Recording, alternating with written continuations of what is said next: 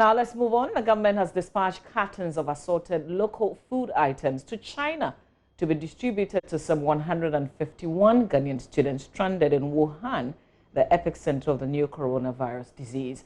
Foreign Affairs Minister Shirley Ayoko-Botwe, who announced this, said the items had been shipped to Ghana's mission in Beijing for onward delivery to the students in the lockdown Wuhan city. Listen to the Foreign Affairs Minister. These are a list of students with their, those who have accounts, with their account numbers that we're sending $500 each. And it's not just students, but even Ghanaians within Wuhan province who we know are there. So this is what we have done. I realized that in a situation like this, even if the Chinese government were providing food, first of all, that's not the kind of food that our people are used to. But in a situation like this is an emergency situation, so they'll have to take it like that. But I was getting calls that the food wasn't food that they were happy with. So I took a decision that we would quickly find a way of getting them some foods that they're familiar with, and which is why this whole Gary, I haven't gone out to say anything, but this Gary and all these food matter came into the public domain, and I quickly organized it. And you can just imagine, because of the emergency situation, I had to send Gary and Shito and stuff by DHL. You can just imagine the cost. But for me, it was very necessary. Well, Michael Adney is the Vice President of NUCS in Wuhan, and he joins me via Skype for a conversation. Michael, thank you for your time. First of all, have you received any Gary and Shito via DHL? Either you or any of the other students?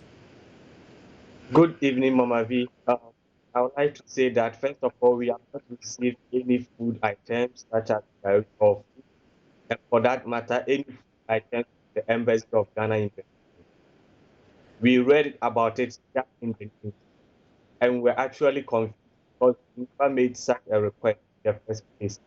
Our request from day one has been that we evacuated from here because it's a matter of life and not anything that has to do with things. The threat of being infected with the virus has been our big preoccupation. Michael, let's get something clear. You want to be brought back home, but one of the things that we also heard was the fact that you didn't have enough food to survive. Yeah, Mama V, you see, we have been under lockdown for 27 days now. So in the initial stages, our challenge were getting access to food because of the Chinese New Year, and we didn't know how long our rooms. So some of the members were experiencing some of these concerns or problems. We got in touch with the embassy and helped us in addressing some of these issues. But as we speak right now, the infection rate in China is going down, but that of Wuhan is still on the rise, as you can monitor personally through official records. As we speak now, there are more than 76,000 infections, more than 2,000 deaths, people who have died. There are even universities that are being converted into quarantine centers or hospitals. And we have international, including 320 Ghanaian students. So that is what we are saying. We want to come back home because none of us has been infected. And before we come home, to be tested. We've read several things going around. Even people say they are okay here. We are not okay. We are going through a lot of challenges, basically mental and emotional challenges. That's why we are saying we want to. Michael, I want you to hold on while we listen to the Minister of Foreign Affairs. Explain why we cannot evacuate either you and the other students who are in Wuhan now. Let's listen to her explain. And I tell you that the idea of evacuation came from us as a government. That should we evacuate our people? And if we were to evacuate, how would we do it? So we started consulting the government of China. They said that the aircraft would have to come to Wuhan. In one of the conversations even, the ambassador said to the students that if you could even find us an aircraft, I mean, we're looking, but no aircraft wants to go to Wuhan. The students, government totally, Mr. President totally understands the situation in which they are. But as at last week, Wednesday, we felt we should let them know that evacuation is not possible at this point. And so they were informed. And this is why all these other measures to sort of support has been put in place. So this conversation has been going on with the student body. And if they say that today we say this, tomorrow we say it's because of the fluidity of the whole situation.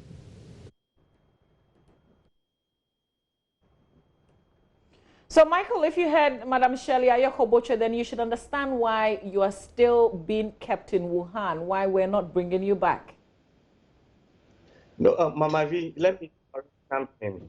You see, the beginning, Algeria, they sent experts to Wuhan, being medical experts. When they came here, they recommended the evacuation of all their citizens and that of their neighboring countries. That includes Tunisia, Mauritania, and even Sudan. Our embassy have not done something like that. They speak to us online. And also, as we speak, it is on the way coming with the second batch of 8 students in Wuhan. So at least if the Minister of Foreign Affairs should place call to, for instance, the Prime Minister of Ethiopian Airlines, they are running 5 flights to China in a week. Egypt have done it. Morocco have done the evacuation. So I think a Pan-African cooperation could solve some of these challenges, whereby our president takes the lead instead of the embassy in Beijing to do something. So we believe that if the president is having the political will, then definitely there will be a way. For instance, Saudi Arabia came to Wuhan with a big aircraft to evacuate 10 students, just 10 students. So, Michael, we know that you want to come back home, but this is the position of our governments. You've cited the other African countries and indeed other countries who are taking their students from Wuhan. But do you at least appreciate when we say from government position that this is not something that we're capable of doing now, even with the suggestions that you're making with possible collaborations with other African countries?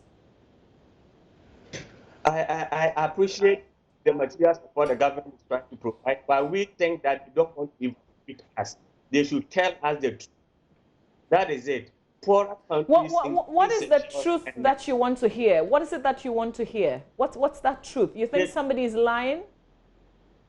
They basically don't want to evacuate us. That is what, because why would they not want to? Because you're all citizens of Ghana. Mama V, you see, this is not only about medicine or medical something. It's about our dignity. It's about our life at stake. So we believe that if other countries are doing it, Ghana can do it. It's not a matter of having aircraft or having a national aircraft. The health experts have advised the president that we have been told that they don't have the facilities back to quarantine us. But we all know that 270 people who have been evacuated can be quarantined, we can be divided. So we realize that whenever we counter their excuse, they come out with something new. Last week, they said they don't have facility. So we came out with the idea that then it will divide us into groups. And now they are coming out with a new excuse. So they keep shifting the goalposts. And the atmosphere here, we don't do academic work. We have started academic work. The universities have invited people to stay for their own safety and study online. So the Ghanaian thing here, how to study under such an environment? We can't even talk to our parents because when we tell them the situation here, there are a whole lot of but our parents' BP are high. So, Michael, what's the plan now for you, student? Because food is not what you need, clearly. You want to be brought back home, but that's the position of government. I think, was it last week that I heard some students want to, on their own, get to some other countries so that they can come back to Ghana by themselves. What are the plans that individual students are taking? Mama V, now we are disappointed and very helpless because the city is shut down. As a matter of fact, I can't get out of my hostel. I'm locked down, I'm basically at house arrest. So though our parents have provision for us to come home, you can't get out of your house, let alone coming. So practically, Michael, practically, Michael, if the government was coming to take you, how would they get you out of Wuhan? If you describe the condition that you're in, you're locked down in your hostel. So what we have seen, the embassy liaised with the foreign office of Wuhan. They provide vehicles that take them from their various locations to a central point.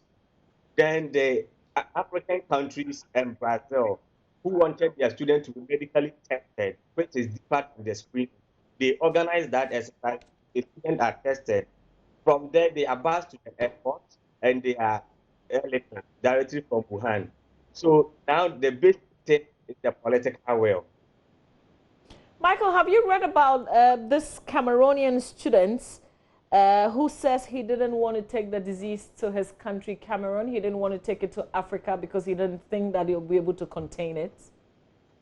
Yeah, Mama V, that is where the problem is. The Cameroonian student are spoken to him on 2 occasions.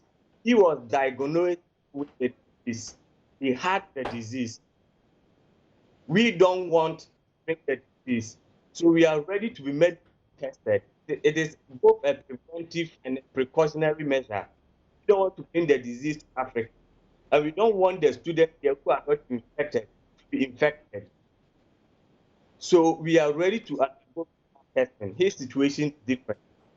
He was tested positive with the virus. Michael, finally, you know what? Because you're a Ghanaian, you're a Ghanaian citizen. In terms of rights, you and I have the same rights, even though you are in Wuhan, in China, and I'm here in Ghana. With this position that we've taken as a state, how does it make you feel as a Ghanaian? The truth is, I feel less of a Ghanaian. That's why I mentioned the matter of dignity. We feel like we, the Black Africans, we are not respected. Like, as a matter of fact, we don't have dignity that a normal human being should have. Because if you go here, the food they are providing for us, it's only Black people who are here. All the white people are gone. So it is like, as a country, don't value our citizens. Today, it is me, or it's about the other Ghanaians here with little children. Tomorrow, it will be about another Ghanaian. We've seen the effort other countries are making to protect the lives of their people. We see the attempt of the government to provide food, not necessarily because they want to support us, but because they want to keep us here.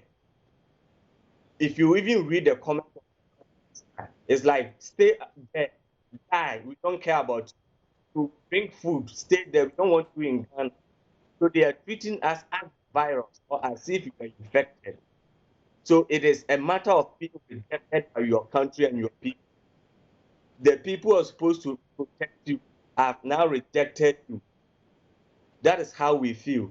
But Michael, if we're bringing you, if we're shipping food to you, it means that we care, even though we're not bringing you back home. But it is about the comment that accompanied it by the health minister. He even laughed about it. As in, we know you are the virus. Don't bring the virus to us. But we say at the Nibo Even if some of us have been diagnosed with the virus, you don't treat them that way because they are world citizens of their land.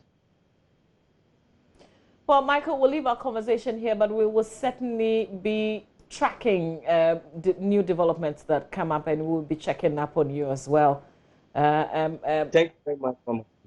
Don't feel that we've rejected you. That's Michael Adney. He's the NUC's vice president there in Wuhan. And we'll be bringing you all the latest updates on this. But just so you know, the death toll now in China has gone over 2,000. We'll bring you more after this.